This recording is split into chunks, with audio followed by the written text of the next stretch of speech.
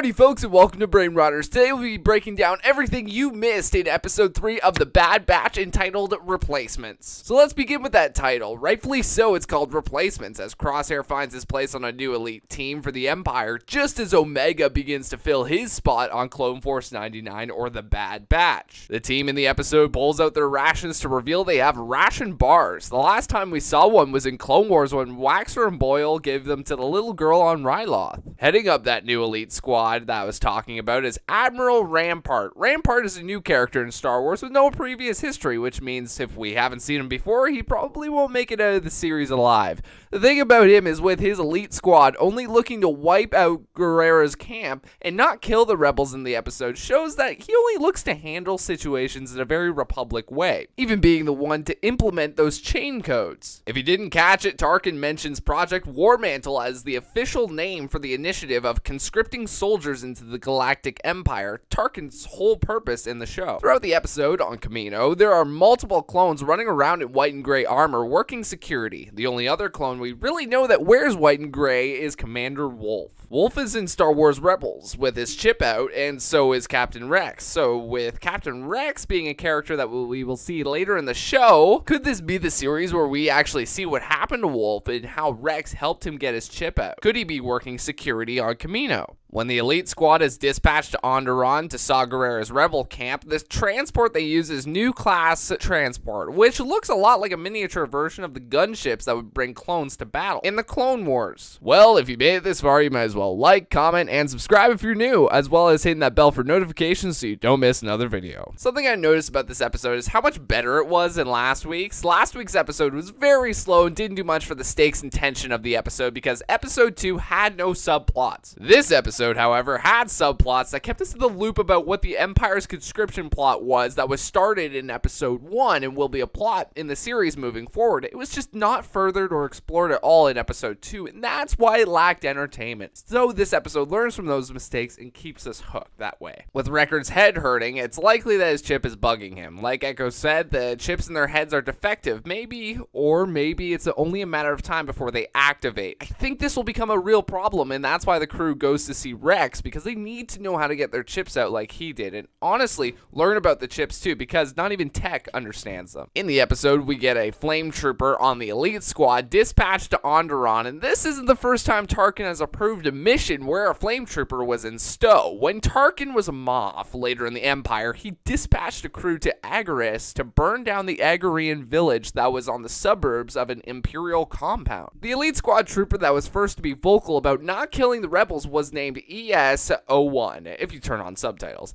ES standing for Elite Squad and 01 being, number 1 on the team. Crosshair repeats the good soldiers follow orders motif that the clones can't help but say when they see Jedi or, just following orders apparently. When Nala Sue is walking with that taller Kaminoan, she mentions Jango Fett. Jango Fett being the optimal candidate to which the Republic army of clones was based on. Omega's bunk is placed in the back of the ship with nothing but a curtain for privacy. Kind of like in The Mandalorian when Grogu's bunk was placed at the back of the ship with nothing but a curtain for privacy. Thank you all so much for watching. What'd you think? What'd you miss? What did I miss? Let me know down in the comment section below. You know the drill. Thank you all so much for watching. Like, comment, subscribe if you're new.